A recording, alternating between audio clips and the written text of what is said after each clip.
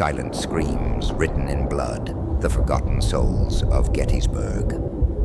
Gettysburg is not just a battle. 3 days, hundreds of thousands of horrific deaths, and more than 100 years of eerie silence. Does silence always mean peace? Some silences are about to scream. Just listen to these silences, and you. Are you ready to hear the dead of a war? The day dawned slowly in rural Pennsylvania. The sky was neither blue nor completely gray. It was a different kind of weather, a hazy yellow fog falling from the sky over the land. The train was moving slowly along the tracks, stubbornly, as if it didn't want to go. It was as if, with every meter, it was getting closer and closer to the bloody past, but it didn't realize it. Elias Ward sat alone in the third carriage, in his seat by the window, his hands on his knees, his eyes outside, but his mind seemed to be somewhere else. There was only one voice echoing in his brain. Why now? This would be his second visit to Gettysburg, but the first time he hadn't been so anxious and sad. He had only read history, collected figures, studied maps in detail. This time, it was as if the past was calling her to him. A strange voice in his mind was pulling at his arm, like an unseen hand. Turn back and get out of here. The further the train traveled, the longer the journey seemed to get. The road scenery became even more overwhelming. The meadows suddenly turned into dense forests of trees. Some were dry, others partially burnt. Elias's eyes closed briefly. For a moment, an image appeared behind his eyelids, blood dripping from the grass and soldiers writhing on the ground, shouting at deep holes in the ground. But most frightening of all, those screams were silent. It was felt rather than heard, like some kind of inner echo hitting his chest.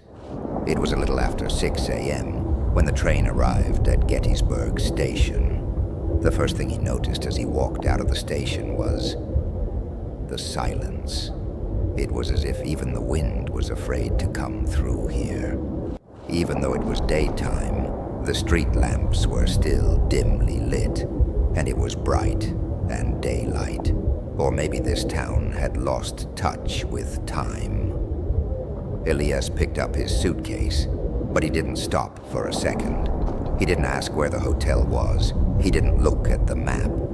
His feet and his mind seemed to know where he was going before he did.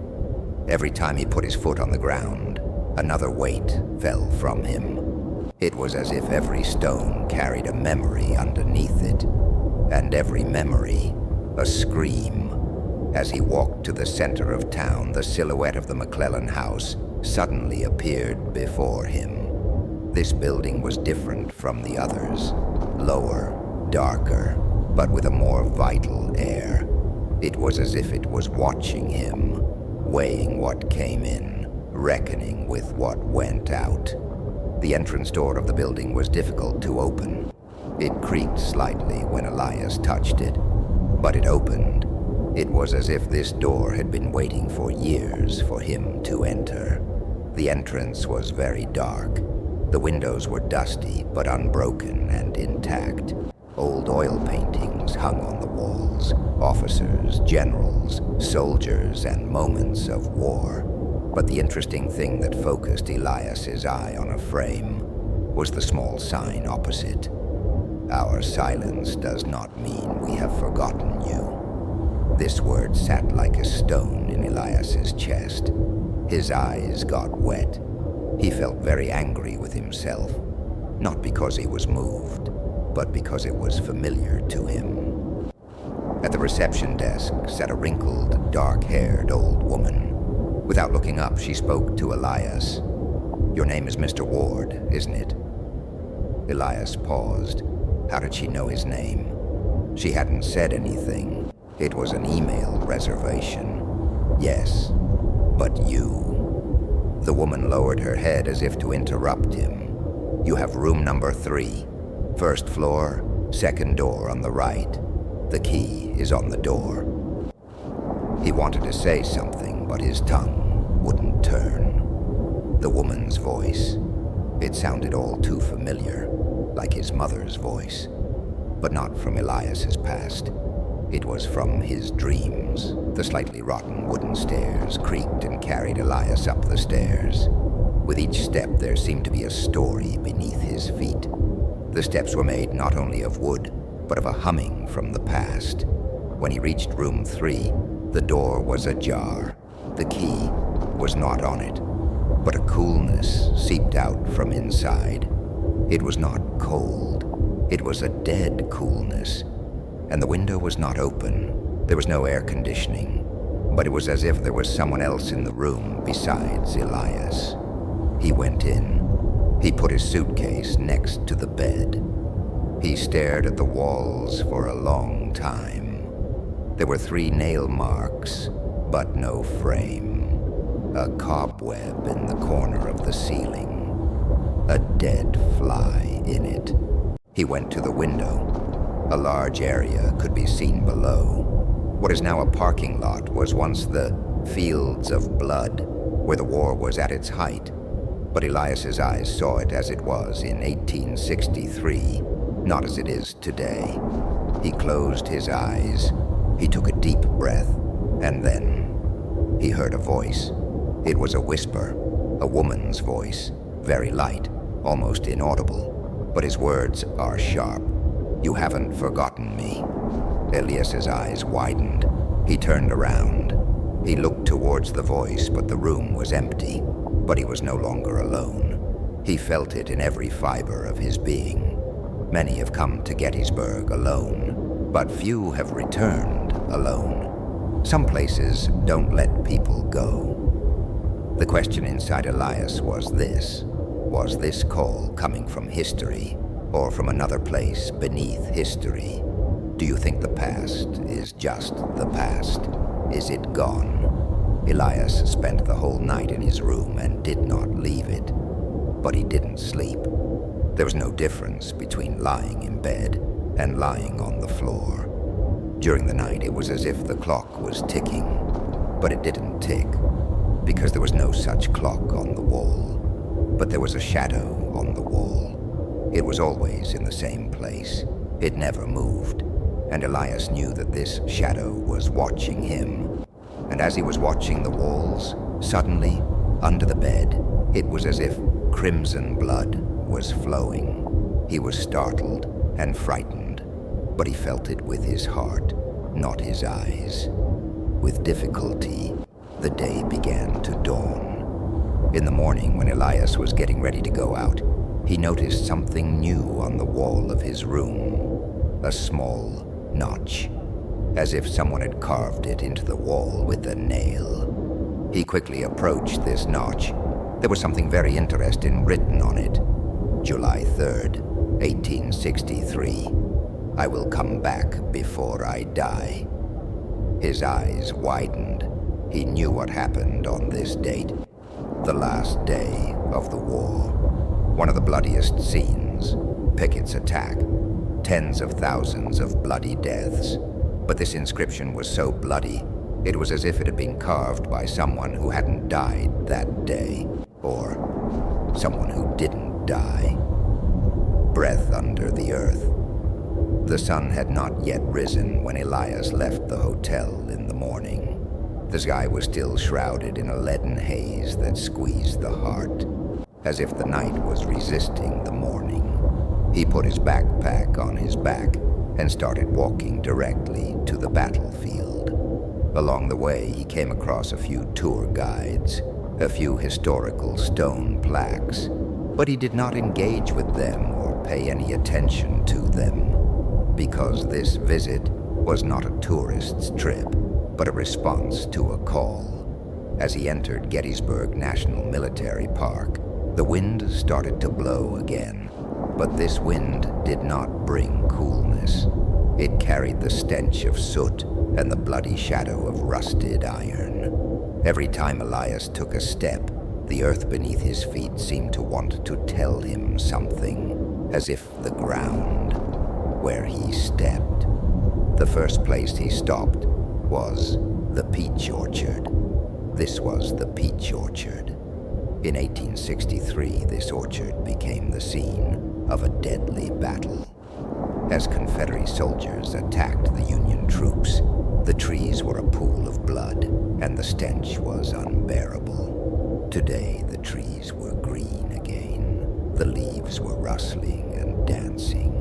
But in the midst of that rustling, there was a different, unsettling sound. It was as if someone was whispering in the trees, but they couldn't finish their sentences. Elias closed his eyes. He tried to distinguish the sounds. At first, just the wind. Then, the rhythmic march of soldiers' feet. And then a shrill cry. "Don't go back. It's a trap." He opened his eyes. There was no one around him, but among the trees, a leaf stirred and a strange shadow appeared. A tall silhouette, dressed in a military uniform, but without a face.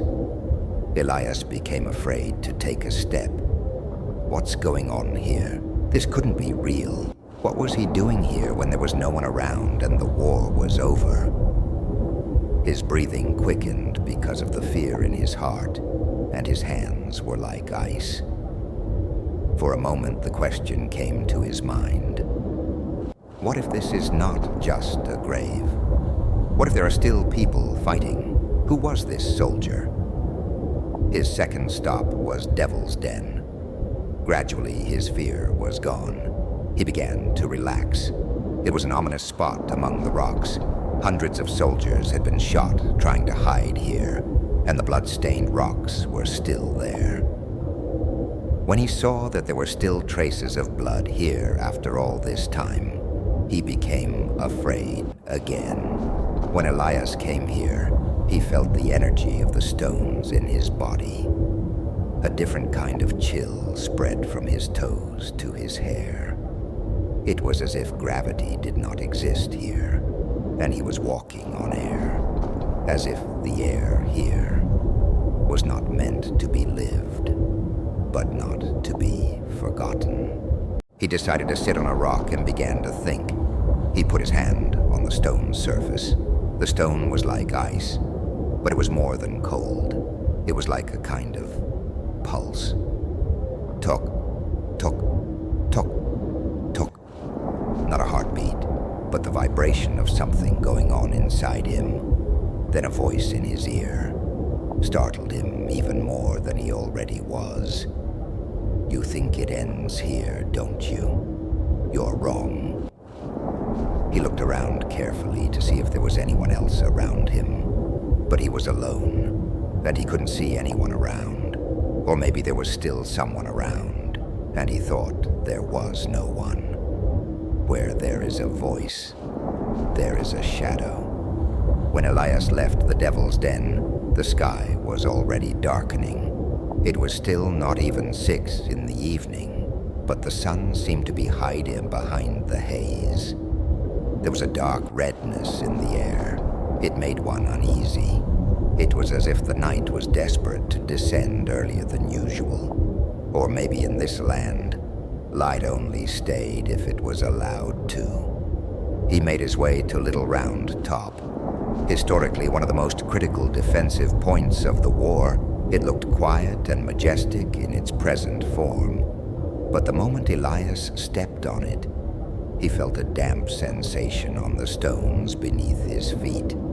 It hadn't rained, but it was as if something was seeping through the soil. This leak and the smell of heavy metals in the air suggested blood. He started to climb up with slow steps. His breathing became more frequent and his heart began to beat very fast, not only from the slope, but from the heaviness of the air. Each step was burying him a little further into history. It was as if he wasn't moving forward in time, but backward. Every minute that passed seemed to take him back 100 years. When he reached the top, the view was breathtaking.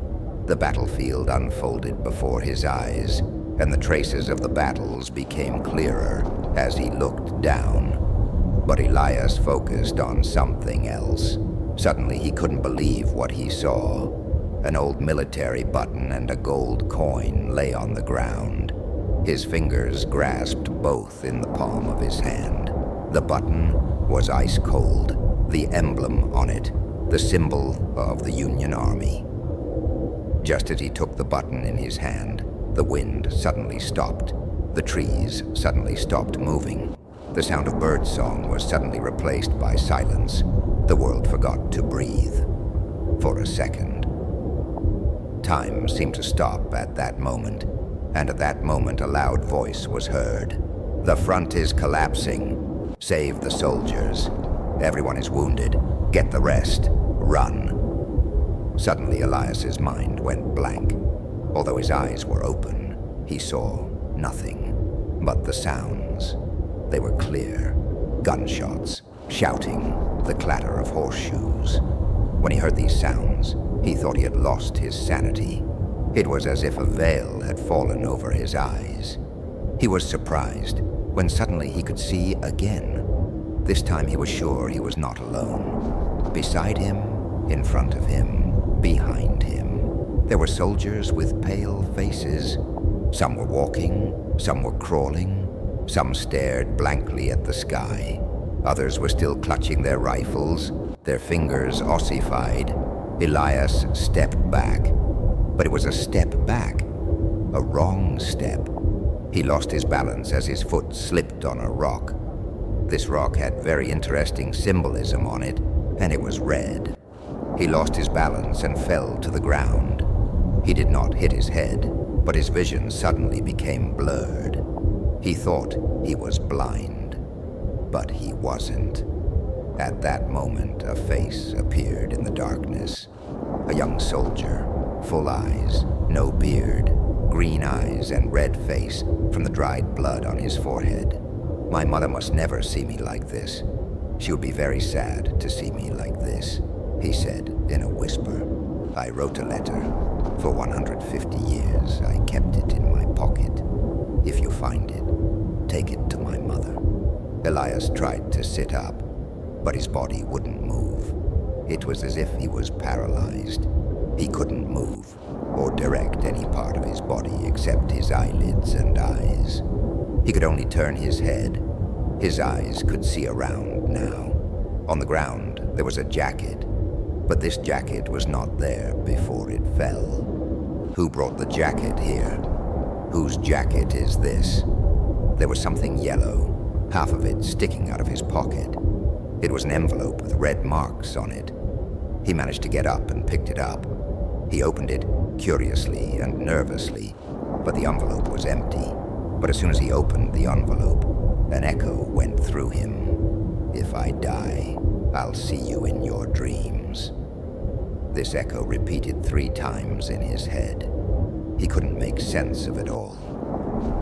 Slowly, as evening was falling, Elias decided to go back to his hotel. But the voice he heard told him, "Don't go." Elias wanted to leave. For a moment he wondered why he had run away. But this return was not an escape. It was just a short break to prepare himself. He had arrived at the hotel. The elderly woman at the reception desk asked him about the button. "Where did you find that button? I've been looking for it for years." Elias was very surprised. How did the woman know about the button? He looked at her nervously. The woman said, "What did that letter say? Why aren't you talking to me?" Elias couldn't answer her. He couldn't even speak. Those words echoed in his ears again. "Give this letter to my mother." Elias's hands were freezing. His eyes were about to pop out of his head. He was very scared and ran up the wooden stairs. He entered the room and tried to turn on the light. The key didn't work. There was electricity. The bulb was fine, but the light wasn't working. The notch he had seen that morning was still there on the opposite wall, but this time there was another line underneath it. "I wasn't buried. They just forgot me here." Elias sat down on the bed. He covered his face with his hands. Whispers echoed in his head. Some of them sounded familiar, because he had heard these voices in his dreams. He rushed to the phone to call the woman at the front desk. When he called, a man answered the phone. "Hello?" Elias said he wanted to speak to the woman, but the man told Elias that there was no one like that here, only himself. Elias was very surprised this time and ran downstairs. Yes, there really was a man sitting at the reception desk. The man said that such a thing was impossible. Elias ran back upstairs. Just as he was about to enter the room, he thought he heard someone call out to him. The woman at the reception desk was standing there in the darkness.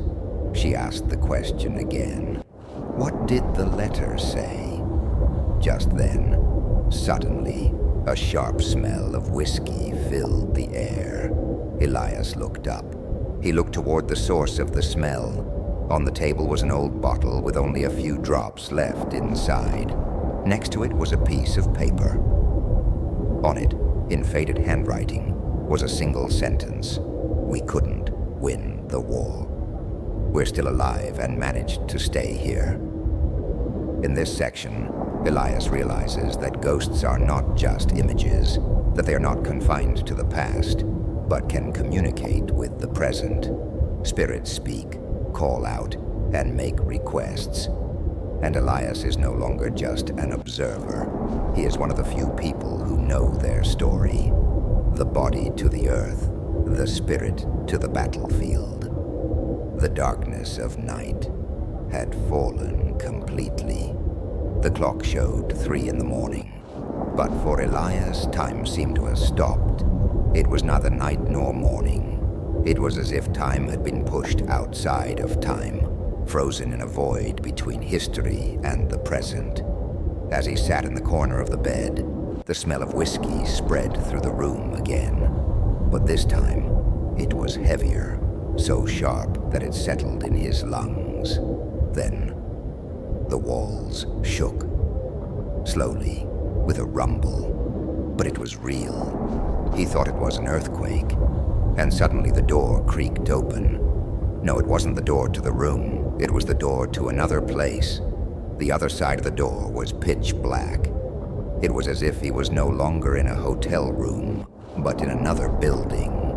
The color of the ceiling changed and turned yellow, and the floor turned into wood. The walls looked like they had been knocked down, and the windows broken.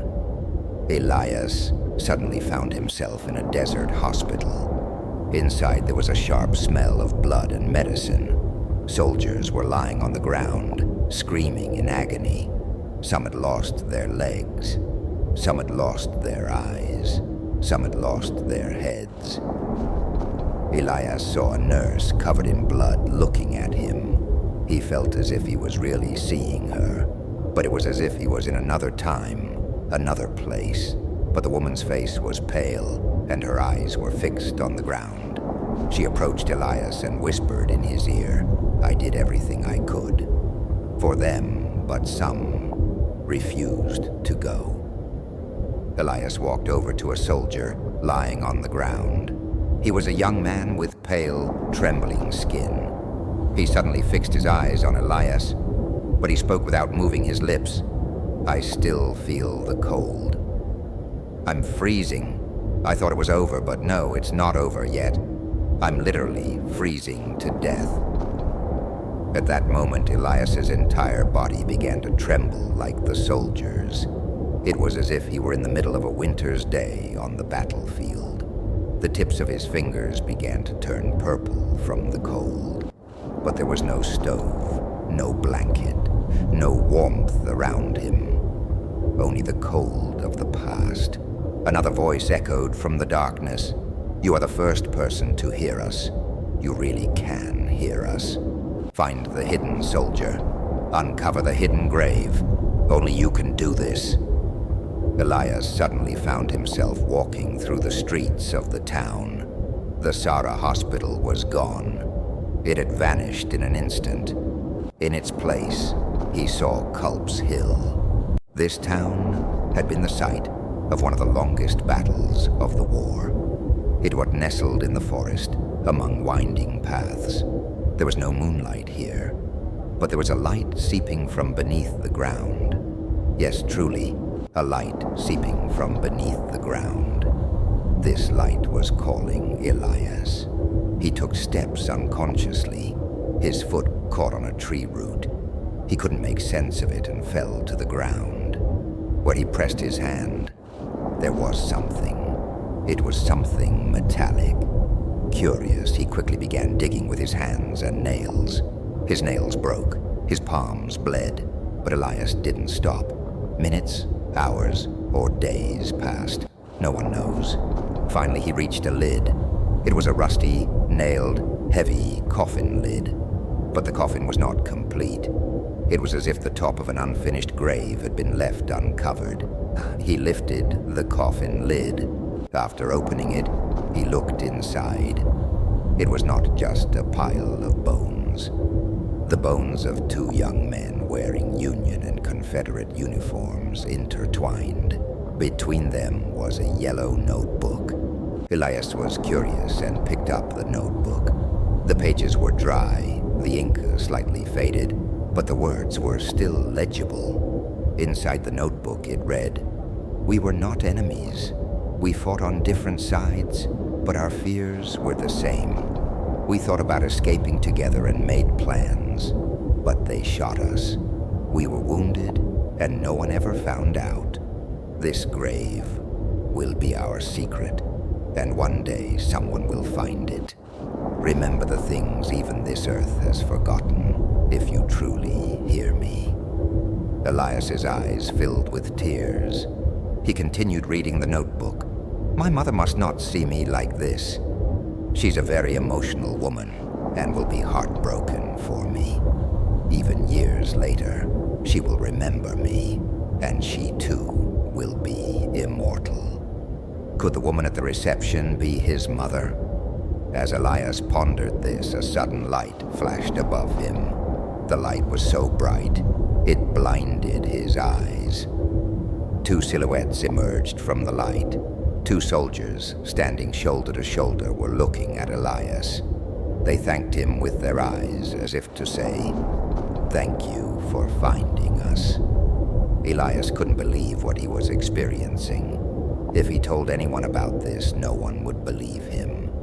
And then suddenly, it started to rain, and with a light breeze, the soldiers disappeared. He started walking toward the building where he was staying, crying. He went inside and saw the old woman sitting there. As he approached her, his eyes nearly popped out of his head. The old woman said, "Elias, I am grateful to you for finding my son." She handed him a small bag, saying, "Please take this." He took it in his hand to look inside and opened it. As he opened it, he looked up, and the woman was gone. A man said, "Welcome." It was the receptionist he had seen earlier. He quickly went upstairs to his room. When he opened the bag, there was a yellow envelope and a gold coin inside. This time, the envelope was full. "We knew you would find us. We are grateful to you. Thank you," it was written there. How had the woman obtained the envelope and the gold coin? Why had she given me this small bag? Elias lay on the ground, crying. At that moment, he understood. This war was not just about land, flags, or politics. This war was the cry of people whose souls had not been laid to rest. The war was not over yet. The war was still ongoing. But perhaps all of this was just to be remembered. If you knew that a voice unheard would turn into a scream, would you follow that voice like Elias did? What if what you believed to be a reality was just an echo of the past? Stay with us to find out what happens next. No soul remains silent forever. It was now dawn, but Elias could only tell that the sun was rising from the dim light hitting the walls. He had spent the entire night sitting by the window, staring outside. He hadn't slept a wink since returning to the hotel. He was exhausted. His soul was more tired than his body. He couldn't take his eyes off his hands. There were still traces of soil between his fingers. But that soil, it wasn't ordinary soil. Does soil speak? But that soil was speaking. His hands were almost torn from digging the grave. He collapsed onto the floor beside the bed, breathing silently and quickly. His breath belonged to this world, but his thoughts no longer did. He was now living in a different world. The desert hospital he had seen last night, the two young men in the grave, the burning faces, the screams, and that woman. Everything he had experienced. Was it real? Or was it a hallucination? But everything that had happened was completely real. To question it would be to deny what he had experienced. Elias had fallen into something. Perhaps he had answered a call, and that call was still echoing. In the lower floor of the hotel, a man was preparing breakfast. "Mr. Henderson, are you all right? You look pale and exhausted," he said, nervously but kindly. Elias swallowed, and his eyes filled with tears. He couldn't answer. It was as if his tongue no longer belonged to this era. The man continued. "Some people in this area have a hard time at night, especially those who are here for the first time. But you are different. The color of your eyes has changed." This sentence startled Elias. He realized that he wasn't just seeing, he was being seen. The man continued. "You saw them, didn't you? The children of this place." Elias raised his head. There was no fear in the man's eyes, only understanding. "Follow me," said the man. He led him not through the front door, but through a narrow door at the back of the kitchen. They descended the old stone steps to the basement. This was something Elias had never seen before. The walls were covered with yellowed maps, drawings, and the names of missing soldiers. But there was something else. A drawing of the two young men Elias had seen. A charcoal portrait from years ago, with the note, "No grave would take them. Their souls remain here." Elias knelt down. His throat tightened, but this time he didn't cry, but something inside him felt like it was tearing apart. Some dead don't stay silent. Elias noticed it as he ran his hands along the basement wall. Each name, each photograph, seemed to want to complete an incomplete story. But one was different from the others. The bottom inside was empty. Inside there was only this sentence written in handwriting. He never made it into the records. No one wanted him. "Who is this?" Elias asked. The man bowed his head. "The cursed days of this place began with him," he said. Elias was very curious about this sentence. What was the man going to say? He was neither north nor south. He was a pickpocket, a traitor, a witness. But most of all, he was a swallowed man. A swallowed man. The man's voice was growing fainter and fainter, almost a whisper. Some dead find peace in being told about, but some live on without being told, and they don't let you live. At that moment, the basement lamp flickered. A rumbling sound spread around, not from the old pipes, but from beneath the ground. There was someone on the other side of the wall, or something else. Elias set out again that night, but this time he had the coal portrait in his pocket. Inside, a page torn from the notebook, the broken button and coin he had taken from the graves of the two young people. It was as if all the pieces were about to come together. But there was something missing. What was the name of the man who had never been told? As he thought about all this, he returned to Culp's Hill. But this time he wasn't alone. Shadows appeared among the trees. All the shadows were silent, but they had eyes. A light breeze blew, and from within that breeze, a voice echoed. "We want to be heard by everyone through your mouth." Elias couldn't speak. His voice was stuck in his throat, but an echo formed in his heart. Slowly, in a low voice, he murmured, "George was your name. George." One of the shadows bowed its head. Elias now recognized them, but how had he guessed that his name was George? It wasn't hard to guess when he found the notebook. The person mentioned in it was George. Fog had settled around them. It was growing thicker. Elias realized he was being dragged toward a stone path between the trees. It was as if an invisible hand was pushing him into the depths of the past against his will. His steps moved forward despite his own will. This was the passage sealed with blood. Suddenly, the echoing roar in his ears ceased. In its place, a muffled moan filled the forest. Then, accompanied by a loud rumble, a vibration from beneath the ground nearly knocked Elias to his feet.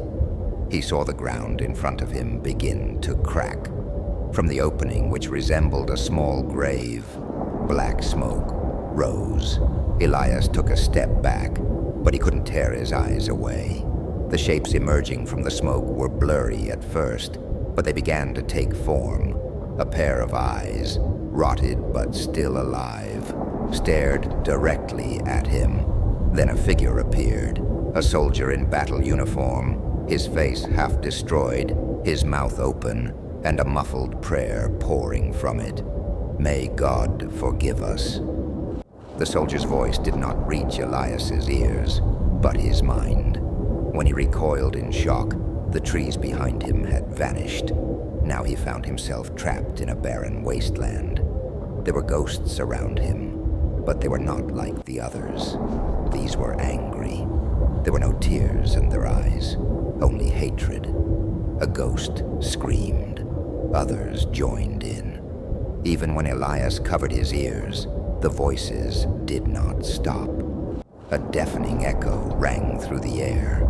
"What did we do to them, Elias? They don't even remember us." In that moment, Elias collapsed to the ground. He pressed his hands over his ears, but the voices rose from within him. It was as if his own conscience, his own past, had become a ghost, judging him. Just then, the notebook in Elias's pocket trembled once more. The trembling continued as the pages began to open on their own. New words appeared. The passage opened with "blood is closed with blood," and a black liquid began to flow from the notebook like ink. As it dripped onto the ground, a new scene from the past came to life. He saw how his comrades had been betrayed, how their superiors had abandoned them to death. He had believed he was merely fulfilling his duty. But now the truth was revealed. Elias had witnessed an unspeakable massacre, and by remaining silent, he had inherited its curse. It felt as though thousands of hands were touching his body. Ghosts approached him, awaiting judgment. Elias stood up. His eyes turned to the figures glowing in the darkness. "I forgot, but now I remember. And if this passage is to be sealed with blood, that blood will be mine." At that moment, the sky split open. A rumbling sound like thunder engulfed everything as Elias began to walk toward the darkness. With each step, more ghosts vanished, and the mist dispersed. Just then, the sky grew dark. It wasn't thunder. A scream erupted. It was as if there was a battle. Thousands of voices were screaming from beneath the ground. Elias crouched down, covering his ears, but the sound was inside him now. This was the gateway to another world. And that gateway had opened. In the darkness, Elias found himself inside a tent. But this was no ordinary tent. As he approached, he saw 3 soldiers kneeling before a man, swearing an oath. The man was dressed in civilian clothes, but his eyes were as cold as ice. This war is not for history. This war is for things no one should know. We see what others cannot see. We silence those who speak. Elias watched in horror. The man held a sword in his hand, but it wasn't a soldier's sword. It was ceremonial. It seemed like a ritual. Elias understood everything. This man's name was Benjamin, or rather, it was what remained of him. Benjamin had been someone who knew the secrets in the midst of war. 2 enemy soldiers who were in love with each other had been caught by Benjamin while trying to escape. But he hadn't killed them. He had silenced them. And then, he had made the whole world forget them. But how? But forgetting is a kind of curse. And Elias was now carrying that curse on his back. In this scene, Elias's mind began to crack. He was trying to make sense of what was happening. Was this real, or was it a dream? Whose voice was it? As he was thinking all this. At that moment, a hand touched his shoulder. The man in the basement, where he was staying. But he wasn't old anymore. It was a young, tall nurse in a red coat. "You've heard enough," she said. "Now it's your turn to tell. If you knew all this dark past, would you tell it? Or would you think that silence would ease the curse? Elias has more to tell, and every word will loosen the chains of the past a little more. Stay with us for the rest of the story. The shadows tell." When Elias opened his eyes again, he found himself at the top of Culp's Hill. But this world was not the same as before. It was a different world. The trees were taller. The sky was gray and motionless. There was no wind, but the rustling of the leaves reached his ears. It was as if someone was whispering to them to make a sound. It wasn't the ground above that was moving, but the ground below. The graves, they seemed to be stirring. He sat down on a stone and began to think. The charcoal portrait was still in his hands. The faces of the 2 young people were looking at him, silent, but speaking with their eyes. Elias began to voice his thoughts aloud. He was now seeing and thinking about events in a very different way. They have forgotten all of you. They made you forget. They erased your names. They forbade your love. And then they buried you not where you belonged, beneath the earth, but outside of history and the world. As he murmured these words aloud, the sky suddenly darkened. Dust clouds rose into the sky around him, and the shadows reappeared.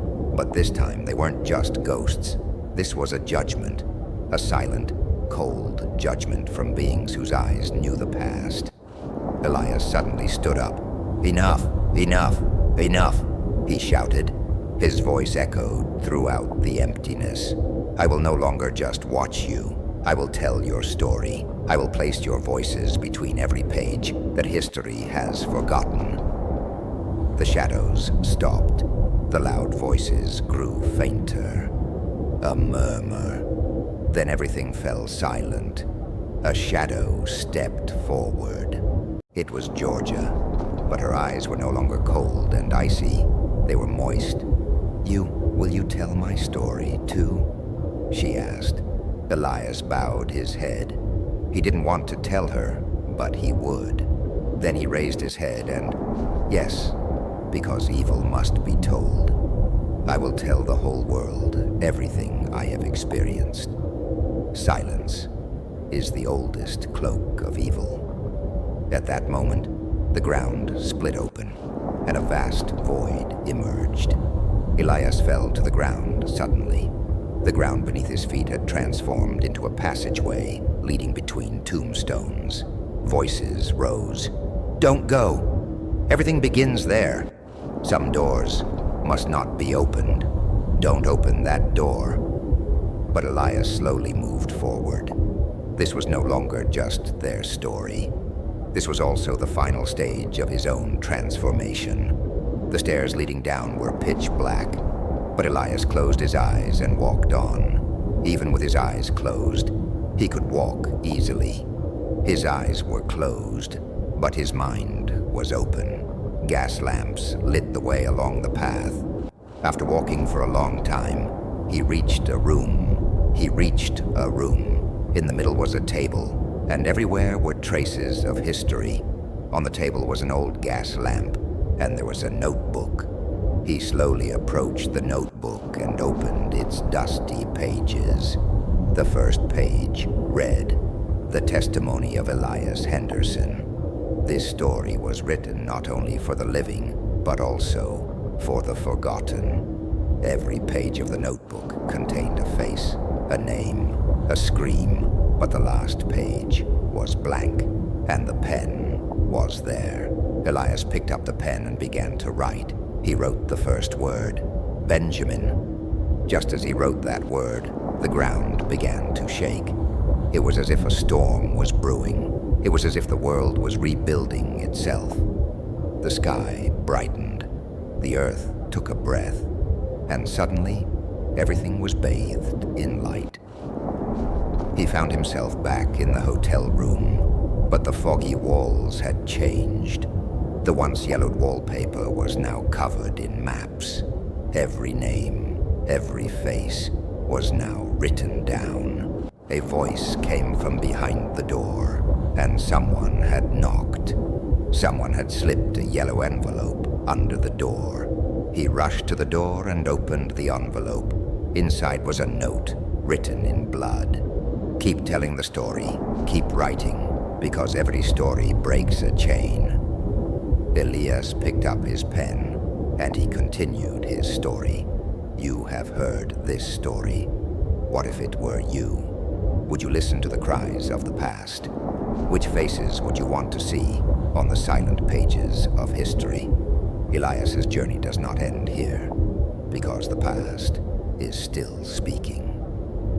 Where there is sound, souls do not disappear. Time passed quickly, perhaps hours, perhaps days. He couldn't tell. For Elias, time was no longer linear and was progressing in a very different way. Every moment was simultaneous with the past. Every breath was shared with the dead. It had been exactly 2 weeks since he had woken up in the hotel room. Elias began to think he was schizophrenic. He had changed so much. Elias was no longer the same man. When he looked into the mirror, he saw not only himself, but also the spirits he had witnessed. He had given himself a mission: to tell, to write, to give them names, because the darkness of the past would only grow thicker if it was not torn apart by light. Dausa had passed, but Elias had not yet left Gettysburg. Here, he had built a modest life with a small desk, a broken typewriter, a few pens, and some old notebooks. He'd grown accustomed to all he had experienced. He had adapted to all he had experienced, but he felt better than before. But every story he wrote closed a door, soothed a soul, and set it free. The first text he wrote for the 2 young men he saw in the grave that night ended with these words: "They didn't just fight, they loved. And this love was buried not in history books, but in the silence of unmarked graves." When the story was published, there was a great silence around him. But then, a letter arrived. There was no name or any mark on it. It had come from someone he didn't know, and he decided to open it with astonishment. The letter contained only this sentence: "My great-great-uncle was one of them. Thank you for setting his soul free. Thank you." When Elias held the letter in his hands, the warmth that passed through his fingers was something else. It was as if the past had touched the future for a moment. This made him feel happy. However, at night, they still came. They did not leave Elias alone. Shadows, silhouettes with empty eyes but filled with emotions. They were all whispering something to Elias. Write about me, too. My story must be heard, too. I wasn't just a uniform. One night, Elias sat up in bed and spoke to the darkness. One by one, I will tell your stories, but first, I will write about the quietest one. For several days, he didn't leave his room. He wrote. Days passed with only 1 hour of sleep. He only wrote. And finally, he reached the last page of the notebook. It was empty, but this time, it wouldn't stay empty. He took the pen in his hand. His knees were trembling because this story was Georgia's. Elias began to write. She wasn't a traitor. She was a witness. Perhaps she was a hand covering the darkness. But she was a child first, a frightened, obedient, silent child. As he wrote, the words trembled. The page grew warm, his eyes filled with tears, and then she lost herself in that silence. But now, I am speaking in her place. At that very moment, the walls of the house shook. The lights went out. The door creaked. Elias stood up. She had come. Georgia's silhouette stood behind the typewriter, but this time, it wasn't dark. Her face was peaceful and clear. Georgia slowly bowed her head, and she whispered a sentence. Thank you for not letting me forget. Then she slowly faded away. At that moment, Elias understood. To tell a story is not just to remember. It is to bring someone back to life. And sometimes, for a soul to find peace, all it takes is a single sentence. The next morning, Elias closed the notebook. He turned his face toward the sun. The sun had never shone so brightly before. For the first time, he felt like he belonged to this moment. The past no longer called to him, because the past had spoken. From that day on, Elias's stories began appearing in small magazines. Some called them ghost stories, others called them history. But to Elias, they were simply lives returned. One story every week. Each story, a gravestone. But this time, it was woven with words. A gravestone that would not remain nameless. Years passed.